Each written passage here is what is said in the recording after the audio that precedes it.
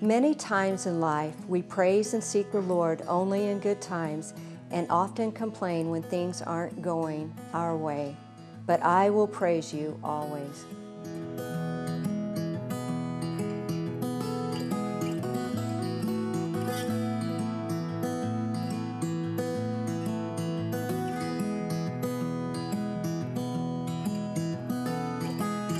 Music artist, author, actress Rebecca St. James got her start in music at the tender age of 13 when she released an independent album titled Refresh My Heart in her native Australia. She has received countless awards, including a Grammy, #1 singles, and consistently topped both radio and sales charts with millions of albums sold. Through it all, she spoke into the lives of others, sharing the message of pro-life. But God knew she needed rest, but not for long. This is her story of unshakable faith. This is today's Nashville. Rebecca, thank you so much for inviting me into your beautiful home here. It is absolutely gorgeous. So kind. Thank you. It's good to be with you. Well, you have quite a story from Australia to Nashville. Yes. Let's go back. Yeah. Tell me how it all started. Well, I mean, I was a pretty normal kid, I feel like, living in Sydney. Probably the unusual part that I was that I was a Christian and that we were a Christian family because, Australia, I mean, we were kind of founded by English convicts, so it's not, the Christian population is not a huge population. But I was so thankful to actually grow up in a Christian family and gave my life to Jesus when I was 8. Lived kind of a normal life in Sydney, and then lived in Brisbane, which is about 12 hours north of Sydney, for a little bit. Loved growing up there. I mean, I had kangaroos in my backyard. I mean, we had just this wonderful childhood, and moved to the US when I was 14. What brought you to the US? So my dad's job, actually. So he was in Christian music in Australia. So probably the other unusual part about my life was that I grew up going to shows. Like I was 6 weeks old when I went to my first Christian concert in the Sydney Opera House. And so my dad promoted Christian artists in Australia and toured them around. And so we'd just go to shows. So it was a very normal part of my life, this whole Christian music factor. But Dad got offered a job in Nashville when I was 14, and there were 6 kids at that time. My mom was pregnant with my sister, so we all moved over to the US, to Nashville, and the new, very different, very adventurous life began at that point, for sure.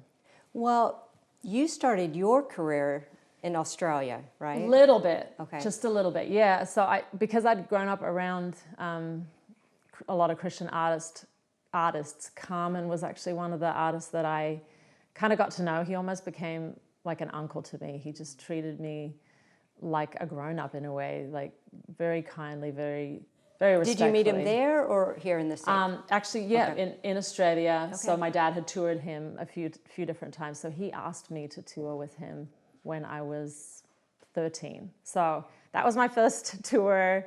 Also did a worship album on my dad's record label in Australia, and that kind of began things. Was it something that you wanted to do as a little girl, or did it just come natural to you? I think music was one of those things where I felt like God would possibly lead me into it, but I didn't.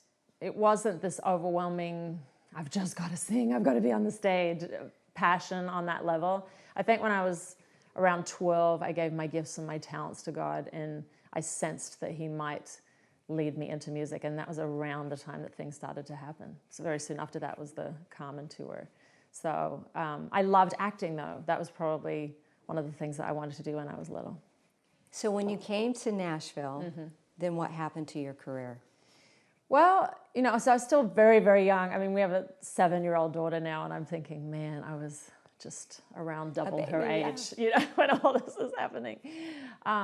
But so we moved to the US. My dad had this job, but a couple months after we moved, that job fell through. So we were on the other side of the world, felt called to be here as a family, but ended up not having any income and 7 kids at that time. Did he think about moving back, or?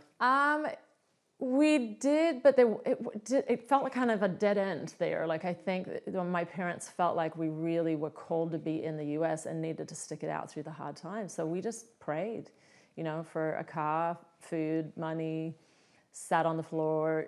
We didn't have any furniture in our house at that point at the rental. Thankfully, the people that were renting to us were even gracious on rent.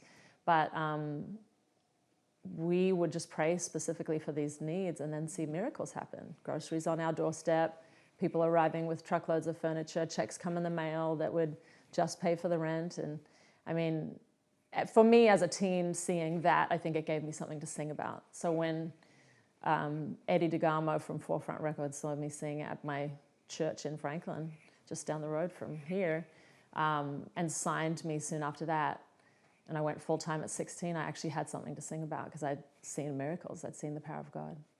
So where did God take you from there? With a young career at 16, you exploded onto the scene. Oh, thank you.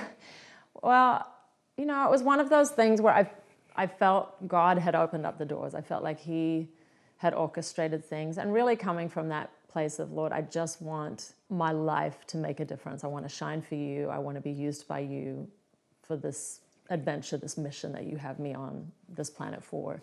And so really, as things started growing, it was really my second album that came out when I was 18, my God album, that really connected. The first album, I feel like, definitely we saw some strong ministry response, but it was that second album in my late teens that we just started kind of really traveling the world. Opportunities really opened up for travel everywhere, and had a lot of songs that kind of landed on radio. And it's all these things now that I look back and go, whoa, God was doing so much, and I can appreciate it probably more than just at that time, you're just kind of running to the next thing and, Lord, give me strength to do what You've called me to do. So it was definitely a big faith venture for me.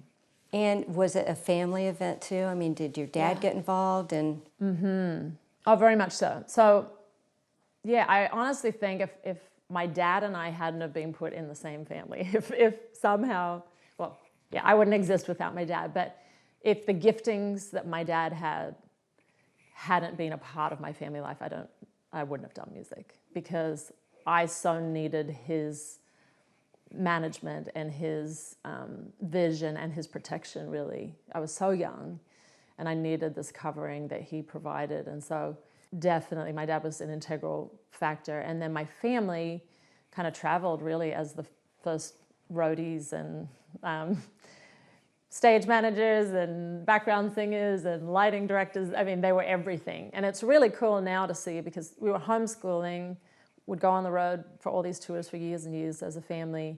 And each one of my siblings was groomed for what they're doing now through that time on the road. And we can see how God was prepping them for their unique callings in ministry. So it's been really sweet to see.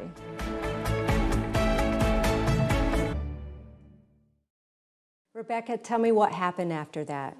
You were 17, 18, your new album, your family were involved in your career and touring. Where did God take you from there? It was a long journey. Really, especially starting so young, it was nearly 20 years of touring and making albums and being on the road. And we got to do experience some really amazing moves of God just around the world. Getting to go to a lot of different European countries, even Eastern European countries, and Australia, New Zealand. We really got to see God at work all around the world in those years. I wrote a song about marriage and purity, way before I'd met my husband, a song called Wait For Me, and that was a song that really had a lot of traction with people, because I think the True Love Waits movement was happening around that time. And that's very important to you. Really important to me. Yeah, I felt very called, really young, to speak about purity and about God's way in relationships, of just honoring Him and His biblical way of living. When it comes to every area, but I most specifically felt like I was called to talk about purity. And the fact that I was in the middle of that season waiting myself, I think was an encouragement to a lot of other young people that they could wait as well. So there was just a lot happening during those years. A lot that I mean, pretty much everything I felt unqualified for. I hadn't gone to college for this stuff. I hadn't had all these years of doing it. But I think prayer was my lifeline. Praying before songwriting, praying before albums, praying before shows, interviews, everything. And it really definitely grew my faith. You won a Grammy Award. Yeah. What was that like? Extremely unexpected. Oh my goodness. I mean, we kind of knew, I kind of knew that night who was slated to win that, you know, or who everybody thought would win the Grammy that year for my category. What was your category? Christian Rock Album of the Year, I believe. And so I was like so far away from the stage. I mean, I didn't think I would need to get out and go to the stage. And I mean, the dress I was wearing, if I had have had any idea that anybody like would see it and that the picture would go everywhere for a little while there, I would have worn something very different. But yeah, it was surreal and amazing and how old completely were you? Surprising. Just about 20-ish, 20, 21. What was it like to get on the stage and hold that Grammy in your hand? Well, I just remember running the stage or moving very fast to get to the stage from my grandstand seat and thinking through what I was going to say, because it's that moment in time where you don't want to stumble over what you're going to say. And so I remember thanking God and sharing a verse. I think it was my life verse, Acts 20:24. I don't care about my own life. The most important thing is I complete my mission, the work the Lord Jesus gave me to tell people the good news about God's grace. So I think I thanked a couple other people too, like family, but that was what I felt like I wanted to communicate in that moment. Now, you went through a season where you were just totally exhausted. Yeah. And you needed to slow down. What did God do? Yeah. Well, it's funny how I feel like God gives us internal warning lights, you know, internal kind of red lights that just go on and start beeping and flashing and saying, put on the brakes, you know, you need to listen to this. And I'd overridden that for so long, you know, just being on the road and feeling like too there was legitimate ministry happening. I didn't want to be selfish. I didn't want to, say no to great ministry opportunities that could reach people. So, I mean, again, I was so young starting out. I didn't have that built-in understanding of the importance of rest and calibration and margin and all of these things. And so I just got tireder and tireder and tireder to the point where my voice started giving out, not from any kind of nodes or structural problems, but just from panic, really. I think I was just so tired. My body started shutting down on me and saying, if you don't take a break, I'll shut you down by you not being able to sing. So I'd be on stage and just not be able to breathe properly. And singing doesn't work too well if you can't breathe properly. So it just got kind of more and more challenging to where the tireder I was, the less my voice would work, the less I'd be able to breathe. And eventually it just got to where I just can't do this to myself anymore. You know, I felt kind of like a spiritual, emotional anorexic in a way where I was still functioning, but it was kind of eating into my own self. So what did you do then? Well, it was kind of a slow winding down. I think initially when I recognized I was getting very tired, I would have kind of a sabbatical or a break, or I'd go to L'Abri, which is Francis Schaeffer's study center, actually in Switzerland. I went for a couple months and was just trying to kind of regroup and have something to pour out into a new album and things like that. But then it got to where it's like, no, this is kind of putting a Band-Aid on a gaping wound. And so we eventually put plans in for me to just be done for this season and maybe forever. And honestly... No, when was this? At that point I was married, actually. So I had met my husband. I was still doing a little bit of music, but not a ton. I'd kind of slowed down. I'd done some acting. I'd done a lot of book writing, a lot of different things, and met my husband, lived this dream of getting married, was so thrilled.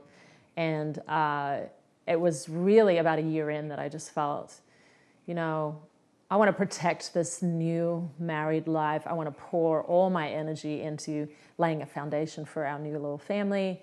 And I need to just get off the road. And it was delightful because I then got to travel with my husband and be a part of what he was doing and kind of establish that family life together. And so it was a very, very sweet time. And honestly, I was quite happy to hang up the singing thing for the rest of my life. I was very at peace about that. And God did a lot in that time of quiet that was so rejuvenating and beautiful. So let's talk about your husband and your beautiful children. You have 2 girls and you just recently had a baby. Yes, yeah. So God just did so much in our little family, and I just feel so thankful for all that He redeemed of my dreams. And so we now have a 7-year-old Gemma, who she's just a delight, very creative. A 3-year-old Imogen, who just is a little joy. She's our little love bug. And then River, who is nearly a year old, and he's just so fun. He's just everywhere and into everything and just got all that wonderful masculine energy. I love it. So I'm very fulfilled mama, just so thankful to God. Rebecca, I love how God brings us into new seasons. He's brought you into a new season with your family and children, and He's doing amazing things now in your life. You're not taking a rest anymore, are you? No, not quite. Not quite. So, yeah, there was a season of our lives which I think my husband and I kind of described as a winter. It was after we'd had our daughter Gemma, and we were trying to get pregnant with baby number 2, and it wasn't happening. And then I miscarried, and then I miscarried again. My husband was also in transition with his job and his work, so we didn't know what was going on with that. Vocationally, he just felt so uncertain and kind of fearful. And then I was fearful because my body, this whole plan to grow our family was not happening, and very emotionally painful.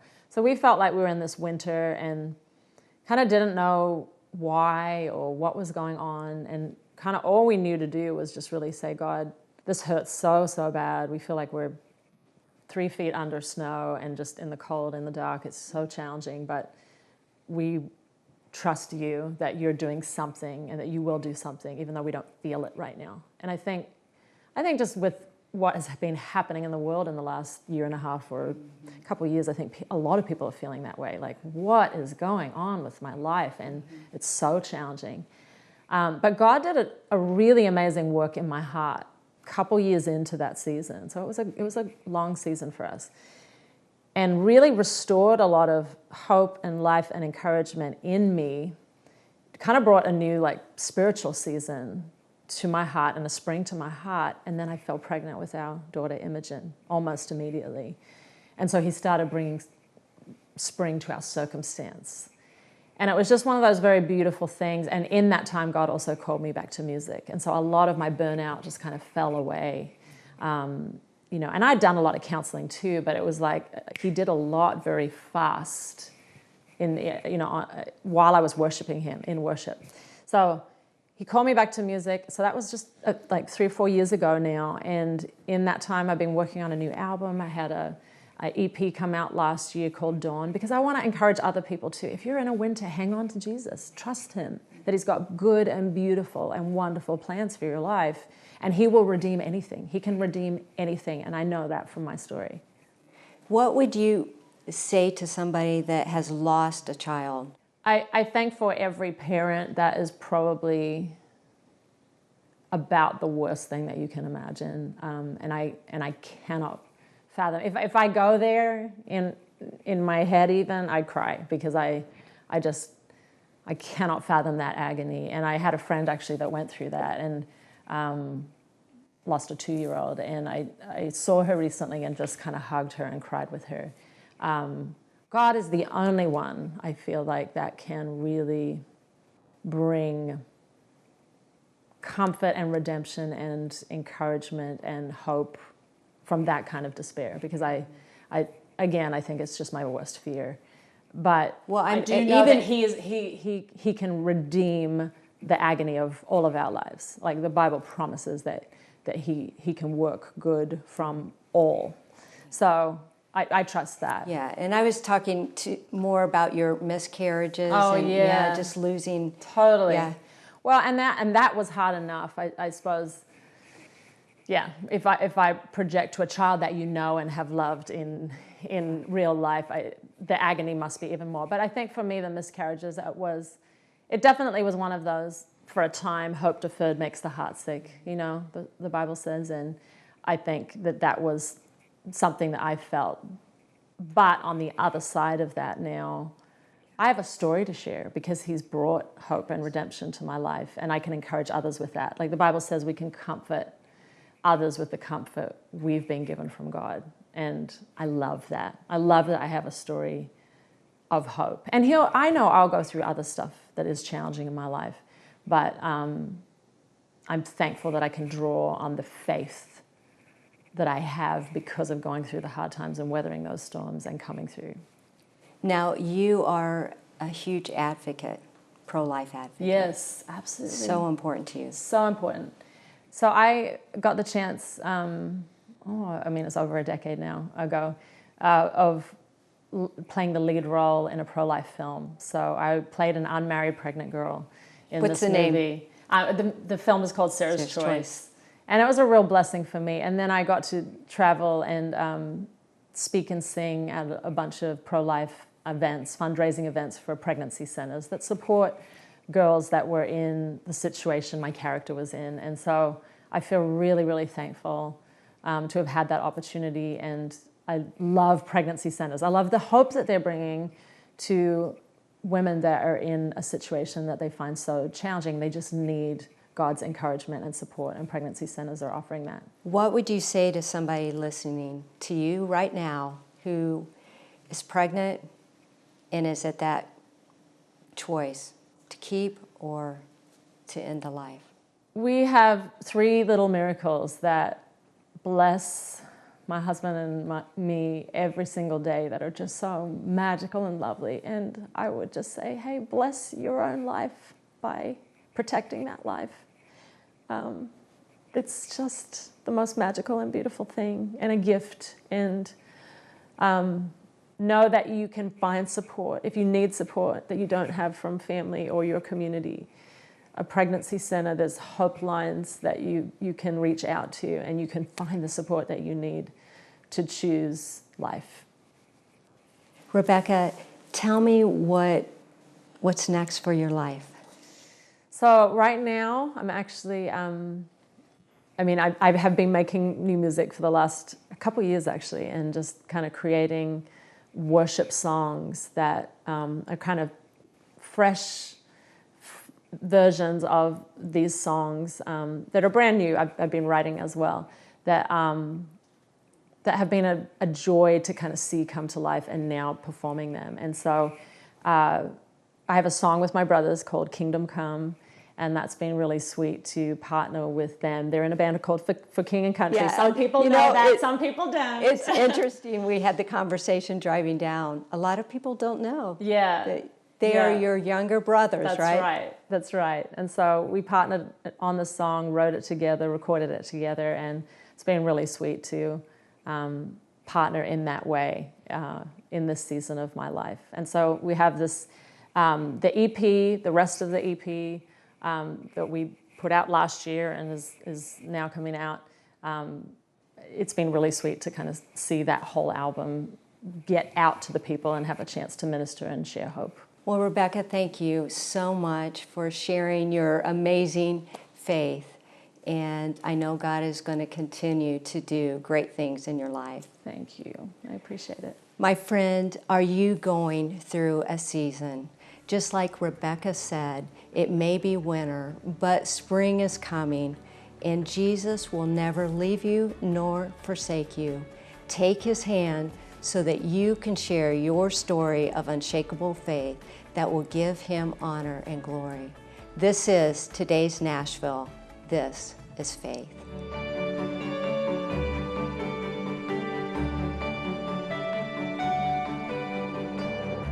Cornerstone Television wishes to thank all our faithful viewers whose consistent prayers and financial support have made this program possible.